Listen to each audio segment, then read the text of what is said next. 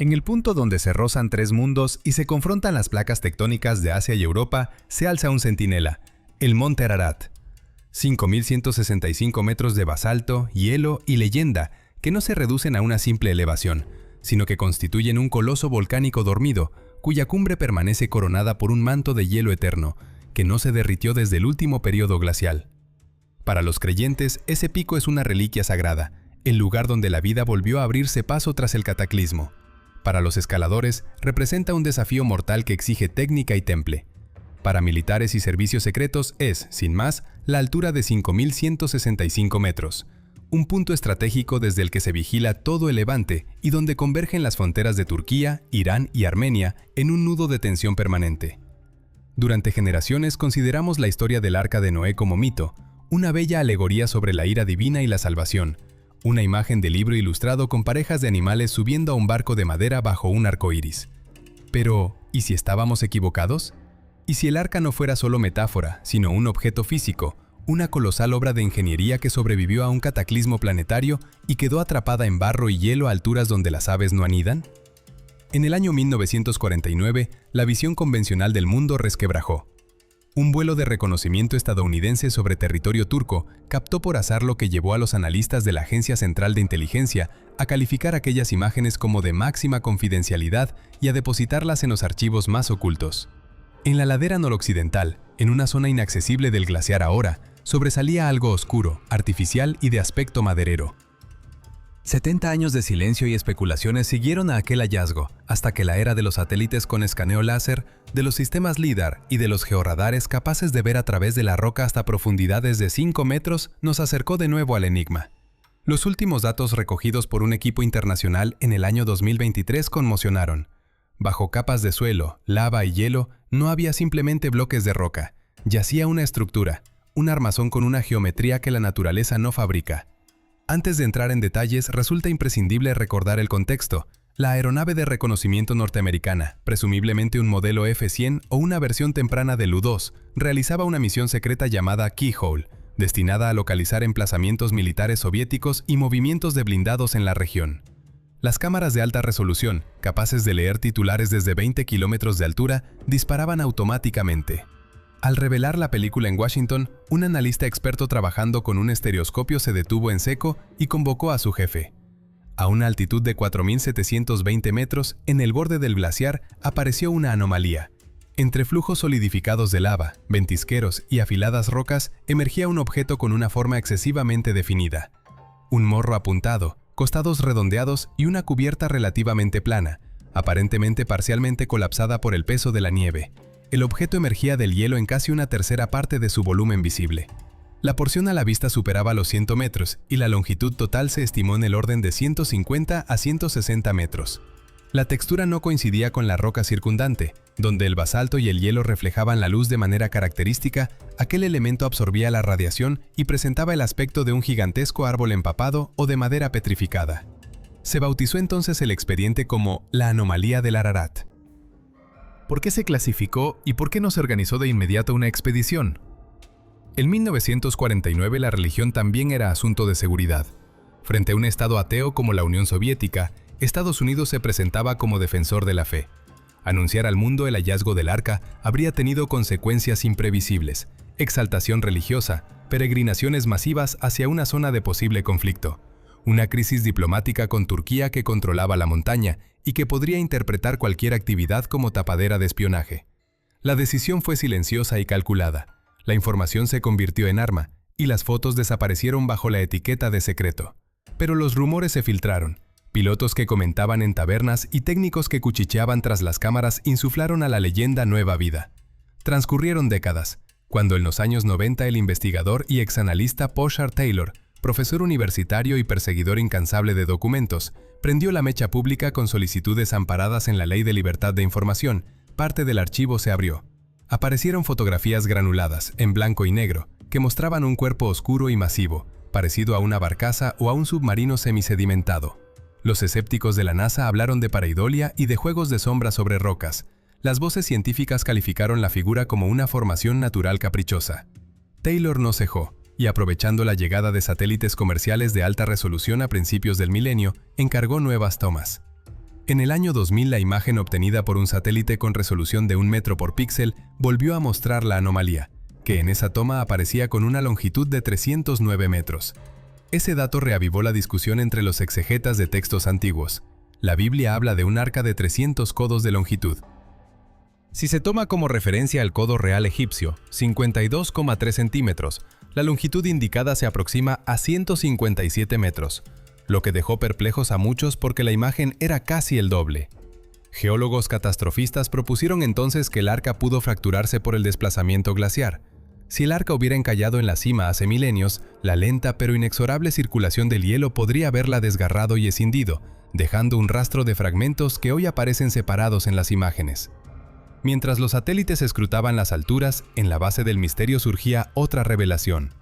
A 30 kilómetros del pico, en la cadena de montañas de Tendurek, a una altitud de 2000 metros, en el año 1959, el cartógrafo turco İlhan Durupinar, trabajando sobre fotogramas aéreos, detectó una forma que reproducía exactamente la silueta de un casco naval: morro aguzado, ensanchamiento hacia la mitad y popa redondeada. Tomó sus mediciones con regla y comprobó que la longitud era de 157 metros y la anchura de 26 metros, una coincidencia milimétrica con los 300 por 50 codos bíblicos si se aplicaba el codo egipcio. En 1960 partió la primera expedición internacional al sitio, con científicos y militares turcos y estadounidenses esperando encontrar madera y tablas. Cincel en mano y con dinamita en algunos casos, comprobaron que la masa era principalmente tierra, arcilla, lavas y piedras. No hallaron madera aparente y el veredicto científico fue contundente. Se trataba de una formación geológica natural, una sinclinal, un capricho del terreno. Tras el fracaso, el lugar cayó en el olvido durante 2 décadas, hasta que la perseverancia de un aficionado cambió la historia. En 1977, Ronald Wyatt, un anestesiólogo aficionado a la arqueología y hombre de una fe profunda, leyó un viejo reportaje y decidió que la comunidad científica había mirado en la dirección equivocada. Vendió sus bienes y viajó a Turquía para excavar donde otros se habían detenido. Wyatt postuló que lo que parecía tierra era en realidad madera petrificada. Los procesos de petrificación, explicó, sustituyen la materia orgánica por minerales cuando el ambiente favorece la mineralización y el reemplazo iónico. Con detectores de metales rudimentarios rastreó la superficie aparente de la estructura y obtuvo señales regulares en rejilla, como si bajo la capa de tierra existiera una red de elementos metálicos colocados a intervalos regulares, semejantes a remaches o abrazaderas que unirían las costillas de un casco. Oyó con escepticismo las voces académicas, pero guardó fragmentos de roca y supuestas piezas fundidas que llevó a laboratorios en Tennessee.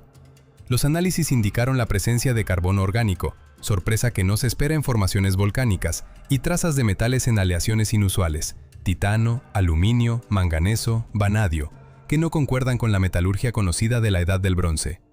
La comunidad científica lo tachó de charlatán. Él continuó. Con el cambio de siglo y el advenimiento del sector espacial comercial, la tecnología ofreció ojos nuevos.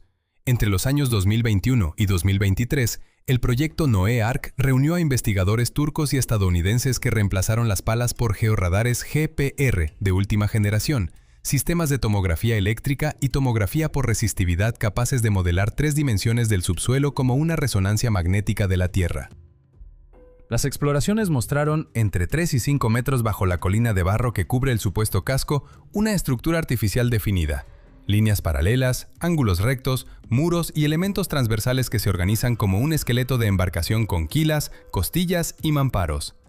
Los escáneres revelaron 3 niveles claramente diferenciados. 3 cubiertas, si se prefiere, que evocan la descripción bíblica de habitación inferior, media y superior, destinada a albergar tanto seres humanos como animales. Las imágenes ya no podían atribuirse a meras rocas o a disposición aleatoria. Parecían el molde de un casco de proporciones gigantescas. Junto a las pruebas estructurales aparecen también rasgos marítimos. En las proximidades del lugar que hoy llaman Kazán, a pocos kilómetros del yacimiento, se han hallado losas de andesita empleadas como elementos de anclaje, con pesos que oscilan entre 4 y 10 toneladas y hasta 3 metros de altura, cada una con un orificio perfectamente perforado para el paso de cuerdas. Piedras de este tipo eran usadas en el Mediterráneo antiguo como anclas, pero en tamaño mucho menor. Aquí hablamos de anclas diseñadas para una nave de 1000 toneladas de desplazamiento, y están en la montaña, a 2000 metros sobre el nivel del mar y a más de 1000 kilómetros del litoral más cercano. El análisis petrográfico demostró que aquellas rocas no son locales, proceden de canteras situadas a centenares de kilómetros. Esa materia prima habría sido transportada como lastre y probablemente arrojada cuando la embarcación encalló y el agua comenzó a retirarse. La disposición de las piedras dibuja una trayectoria que conduce directamente al sitio de Durupinar, como si marcaran el descenso y la derrota de la embarcación en la ribera del Paleocauce. Algunos de los bloques conservan cruces bizantinas, hasta 8, que reflejan el recuerdo de peregrinos medievales que reconocieron el lugar como sagrado y lo atribuían a las anclas del arca. En la cumbre, otras piezas del rompecabezas emergen en diferentes momentáneamente. En 1955, el industrial y montañero francés Fernand Navarre, en una ascensión no autorizada, descubrió una grieta profunda en el hielo a unos 5.300 metros. Descendió por cuerda y extrajo un trozo de madera negra, duro como piedra, de alrededor de 1,5 metros, trabajado con herramientas. Aquel fragmento de roble, analizado en laboratorios de El Cairo, Madrid y París, ofreció dataciones por radiocarbono que oscilaron entre 2.000 y 5.000 años, lo que provocó polémica, pero confirmó al menos una cosa: había madera trabajada en un lugar donde no crece árbol alguno a kilómetros a la redonda. Navarre afirmó haber vislumbrado bajo el hielo una masa oscura, un armazón. El movimiento del glaciar podría haber fragmentado y desplazado esa carcasa, arrastrando partes ladera abajo hasta conformar el yacimiento de Durupinar. En el año 2023 se realizaron nuevos análisis del suelo en Durupinar. El examen espectral mostró concentraciones anómalas de aluminio, titanio y manganeso, con valores varias veces superiores al terreno inmediato circundante, señal inequívoca de corrosión y descomposición metálica. Además apareció una sustancia viscosa, betún. El betún es un derivado del petróleo, una resina que se utiliza para calafatear y sellar.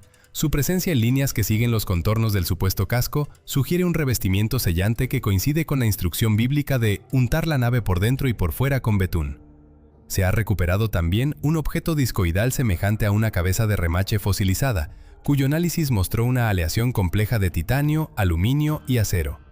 Si esos resultados se confirman, obligarían a reescribir partes de la historia metalúrgica, porque suponen la existencia de materiales y técnicas que la cronología aceptada no contempla para épocas previas al diluvio. La ingeniería requerida para construir una nave de madera de 150 metros no es trivial. Los barcos de madera de gran eslora sin un armazón metálico diagonal se parten por su propio peso y por los esfuerzos en la mar. La solución habría exigido maderas laminadas, vigas encoladas y refuerzos metálicos. Los escaneos modernos muestran una red regular de nervaduras y refuerzos que delatan un diseño consciente y avanzado. Para los incrédulos, la objeción central sigue siendo la misma. ¿De dónde habría salido el agua suficiente para cubrir el Ararat a esa altitud? Los modelos globales indican que incluso al derretirse todos los hielos, el nivel del mar subiría en 70 a 100 metros, insuficiente para alcanzar los 5.000 metros. Frente a eso existe la hipótesis de un diluvio localizado y catastrófico en la cuenca del Mar Negro, propuesta por Ryan y Pittman. Hace unos 7.500 años, el estrecho del Bósforo pudo abrirse violentamente y engullir millones de hectáreas en un episodio equivalente a una inundación a escala regional. Una ola que avanzó con la potencia de varios centenares de cascadas continuas, borrando asentamientos costeros y dejando una impronta profunda en la memoria colectiva de pueblos agrícolas. Esa narrativa alimenta la posibilidad de que el arca encallara en la periferia de una masa de agua elevada y que desde entonces la tectónica, la elevación del terreno y los corrimientos glaciares hayan colocado fragmentos en cotas muy distintas. Si las evidencias son tantas, ¿por qué no se excava a fondo el sitio y se anuncia el hallazgo oficial en las portadas científicas y periodísticas?